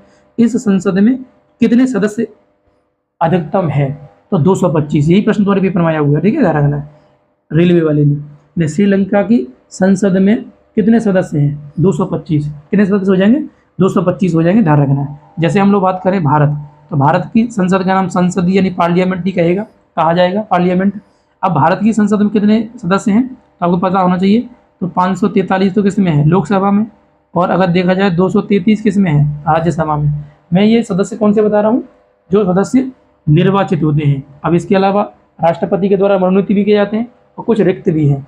जैसे 250 सदस्य टोटल इसमें हैं, तो 12 मनोनीत किए जाते हैं, तो 12 प्लस कर लो। और इधर देखेंगे तो 2 लोग मतलब राष्ट्रपति द्वारा यहाँ होते थे, वो हटा दिए गए हैं। और बाकी 7 क्या थे, रिक्त थे, पीओके वाले जो सदस्य थे वो। तो हम ये कह सकते हैं भारत की संसद में लगभग अप्रोक्सीमेट कितने हो जाएंगे, 800। यानी भारत की संसद में सदस्यों की संख्या कितनी है, 800 है। अभी वर्तमान में ध्यान रखना है, जैसे 802 है। अब 2 अभी हाल ही में हटा दिया गया है कि राष्ट्रपति के द्वारा लोकसभा में कितने सदस्यों को मनोनीत किया जाता था, 2 को। अब 2 नहीं अभी मनोनीत होते हैं, ध्यान रखना ये हो जाएगा। बात करते हैं पाकिस्तान की। तो पाकिस्तान की दोस्तों संसद का नाम क्या हो जाएगा, तो ध्यान रखना है। तो पाकिस्तान की संसद का नाम है नेशनल असेंबली। क्या हो जाएगा, national assembly. National assembly Pakistan की संसद है, ये आपको ध्यान रखना है, नेशनल असेंबली। जबकि अफगानिस्तान की संसद का नाम दोस्तों शोरा है, शोरा। तो शोरा किसकी संसद हो जाएगी, अफगानिस्तान की संसद का नाम शोरा हो जाएगा। अफगानिस्तान की संसद का नाम शोरा हो जाएगा, ठीक है। नेपाल की संसद का नाम लिख लेना, राष्ट्रीय पंचायत। क्या हो जाएगा, राष्ट्रीय पंचायत। नेपाल की संसद का नाम क्या हो जाएगा, राष्ट्रीय पंचायत हो जाएगा, ये कर लेना है। भूटान की संसद का नाम दोस्तों क्या हो जाएगा, तो भूटान की संसद का नाम यदि आप देखोगे तसोंगडू। क्या हो जाएगा, तसोंगडू, तसोंगडू। तो भूटान की संसद का नाम दोस्तों क्या हो जाएगा, तसोंगडू हो जाएगा, तसोंगडू। जोंगखा, जंग नहीं लड़ता है, जंग जोंगखा भाषा वाले, जोंगखा। तसोंगडू, तसोंगडू किसकी, भूटान की संसद का नाम है। जबकि बांग्लादेश की संसद का नाम दोस्तों जातीय संसद है। क्या हो जाएगा, जातीय संसद। बांग्लादेश की संसद का नाम क्या हो जाएगा, जातीय संसद हो जाएगा, ये आपको ध्यान रखना है। अब जातीय संसद में दोस्तों कितने सदस्य बैठते हैं, तो ये 350 सदस्य। यही पेपर तुम्हारा पूछा गया है कि बताइएगा मतलब जातीय संसद में यानी कि बांग्लादेश की संसद में अधिकतम सदस्यों की संख्या कितनी है, 350 है। कितनी हो जाएगी, 350। तो जातीय संसद ये बन जाएगा। तो बांग्लादेश की संसद का नाम जातीय संसद है, इंपॉर्टेंट है। अभी हाल ही में शेख हसीना वहाँ से आई है, भारत में शरण ले रखी है और वहाँ पर सत्ता परिवर्तन हो गया है। अभी वहाँ पर अंतरिम सरकार चल रही है, ठीक है, ध्यान रखना है। अब वहाँ चुनाव होंगे, दोबारा से होगा, तो वहाँ संसद उसकी चर्चा में रहेगी डेफिनेटली। तो इसको जातीय संसद कह सकते हैं। और बांग्लादेश हमारा पड़ोसी देश भी है, तो विशेष रूप से यहाँ पर क्या है, हमें चीज़ें ध्यान रहनी चाहिए, ठीक है, ये हो जाएगा। हम कह सकते हैं तो बांग्लादेश जो है उसकी भाषा का नाम बांग्ला भाषा है, इसकी संसद का नाम जातीय संसद है। बांग्लादेश जो है इसकी राजधानी ढाका है, इसकी मुद्रा का नाम क्या हो जाएगा, टका हो जाएगा। तो ये आपको स्पष्ट हो रहा होगा। तो आपको ध्यान रखना है, जो भी याद नहीं हुआ है बताइएगा कमेंट में, तो उसे हम दोबारा से याद करवा देंगे, ध्यान रखना है। बात करते हैं मालदीव मजलिस है, श्रीलंका तो संसदीय है, भारत संसद है, पाकिस्तान नेशनल असेंबली है, अफगानिस्तान शोरा है। अफगानिस्तान क्या, शोरा है। देखो शोरा अफगानिस्तान की संसद है, पश्तो अफगानिस्तान की भाषा है।